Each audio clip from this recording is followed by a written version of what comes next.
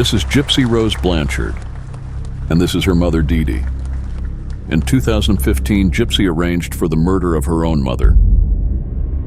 Gypsy Rose Blanchard's upbringing with her mother involved a series of false health claims that led to severe diagnoses and unnecessary medical interventions.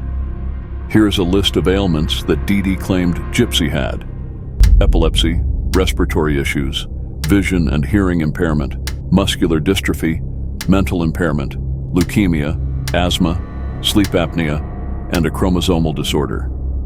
Contrary to her mother's assertions, Gypsy was not actually unwell. Her symptoms were fabricated by Dee Dee. Experts attribute Dee Dee's actions to the mental disorder known as Munchausen syndrome by Proxy, where she feigned and induced illness in her daughter to fulfill her desire to be a caregiver. The truth about Gypsy and her mother only surfaced when Gypsy orchestrated the murder of Dee Dee through an online boyfriend in 2015. It's beautiful, and it's happy, and it's full of love. Let's have a quick look at Munchausen by Proxy. Munchausen syndrome by Proxy is a rare and severe form of child abuse where a caregiver, typically a parent, fabricates or induces physical or psychological symptoms in a child. The primary motivation for this behavior is to assume the role of a dedicated caretaker and garner sympathy and attention from others, often within the medical community. Individuals with MSBP may go to great lengths to exaggerate or even cause symptoms in the victim, leading to unnecessary medical interventions, treatments, and hospitalizations. Perpetrators of MSBP are often adept at manipulating medical professionals, creating a complex web of deceit that can be challenging to unravel. I was so young, so me looking up to her so much and just believing that she knows best, I didn't question it. The victims, usually children or vulnerable individuals, may undergo extensive and invasive medical procedures, endure unnecessary medications, and face long-term psychological and physical consequences. Gypsy Rose, born in 1991, was just a baby when Dee Dee began falsely claiming that her daughter suffered from sleep apnea. By the age of 8, Dee Dee fabricated a myriad of serious conditions for Gypsy, including leukemia and muscular dystrophy, asserting the need for a wheelchair and feeding tube. As a result of Dee Dee's deceptive actions, Gypsy was subjected to a multitude of medications and had to rely on a breathing machine for sleep. I would have to put on the breathing machine every night.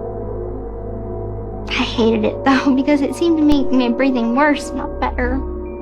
She underwent numerous surgeries, including procedures on her eyes and the removal of her salivary glands. Gypsy also experienced dental issues, leading to the extraction of her teeth. Contrary to the fabricated narrative, Gypsy was fully capable of walking, did not require a feeding tube, and was not afflicted with cancer. Her bald head was the result of her mother shaving off her hair, not a medical condition. She would shave my head and say, well, it's gonna fall out anyway, so let's just keep it nice and neat. Medical tests frequently yielded inconclusive or conflicting results regarding Gypsy's diagnoses, but Dee Dee would cease consultations with any doctors who questioned her daughter's alleged ailments. Many caregivers acquiesced to Dee Dee's wishes. With some nursing training, she adeptly described symptoms and occasionally administered medication to simulate certain conditions. Dee Dee's charm and apparent devotion to her daughter also played a role. As Gypsy grew older and could communicate, Dee Dee instructed her not to disclose information during appointments, maintaining sole control over Gypsy's fabricated medical history. Just stay in the wheelchair, be calm, play with your doll, and don't move your legs. Dee Dee informed Gypsy's father, Rod Blanchard, that their daughter had a chromosomal disorder contributing to her myriad health issues. He praised Dee Dee for her dedicated care. When some members of Dee Dee's family raised doubts about Gypsy's need for a wheelchair and asked questions, Dee Dee and Gypsy relocated to avoid further scrutiny. As Gypsy matured, Dee Dee began falsifying her age, even altering the dates on Gypsy's birth certificate to make her appear younger. However, Gypsy was gradually becoming more challenging for Dee Dee to control. In 2011, Gypsy attempted to escape her mother's control by running away with a man she had met at a science fiction convention. However, Dee Dee quickly located them through mutual acquaintances, manipulating the situation by convincing the man that Gypsy was a minor, even though she was actually 19 at the time. According to Gypsy, upon their return home, Dee Dee smashed her computer and physically restrained her to the bed, at times resorting to hitting her and withholding food. First time that I tried to run away from home, within 4 hours, I got as far as this outside of town. And within 4 hours, she brought me back to the home, chained me to the bed, left me there for 2 weeks. 2 weeks without a lot of food, water. I had to urinate on myself or in a bucket. Despite these challenges, Gypsy managed to reconnect with the outside world by joining a Christian dating site, where she encountered Nicholas Godejohn. Opening up about her mother's actions, she eventually asked Godejohn to kill Dee Dee so they could be together. In June 2015, Godejohn came to Gypsy's house, and while she waited with covered ears in the bathroom, he stabbed Dee Dee. I heard her scream once, and there was more screaming, but not like the kind in a horror film, just like a startled scream. And she asked, who was it that was in the bedroom? And she called out to my name about 3 or 4 times. And at that point, I wanted to go help her so bad, but I was so afraid to get up. And then everything just went quiet. After the incident, Gypsy and Godejohn fled to his home in Wisconsin, where they were discovered by the police. Gypsy, using the Facebook account she shared with her mother, posted twice, including one message stating that B is dead. Later, she clarified that she made the posts with the intention of ensuring her mother's body would be found. The whole point of the post was I wanted her found. I couldn't stand the thought of her body just being there. As you can probably realize, if she just wanted her mother's body to be found, there are many less disgusting ways to do that. Following Dee Dee's murder, many acquaintances of Gypsy questioned why she had resorted to such a drastic measure instead of simply exposing her mother's lies by standing up in public, especially since she could walk. However, Gypsy had been conditioned to believe that nobody would believe her if she spoke out. I would have breakdowns where I'd start crying, feeling remorse, guilt, also missing her at the same time. The reality was that Gypsy had spent her entire life under her mother's control and surveillance.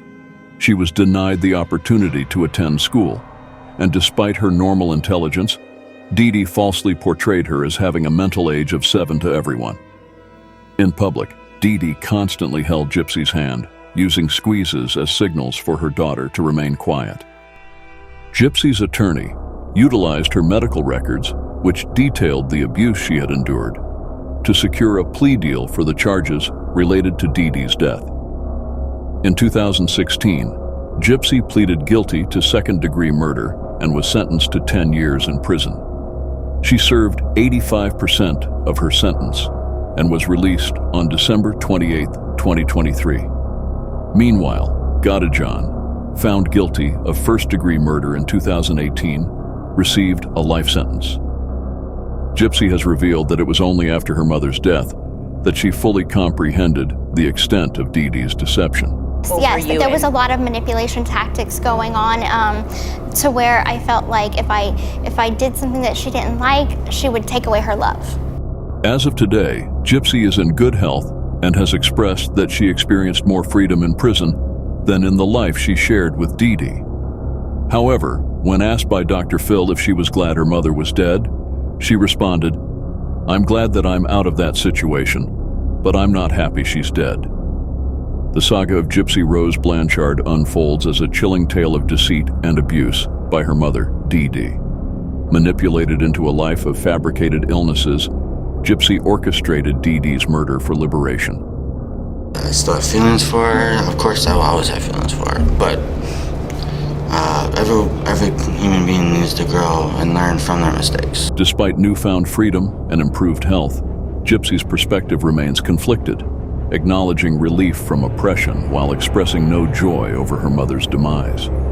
Feeling remorse, guilt, also missing her at the same time. The story underscores the consequences of unchecked manipulation and control, showcasing the resilience of the human spirit in the face of unimaginable circumstances. This has been The Morbid Truth. Thank you for watching.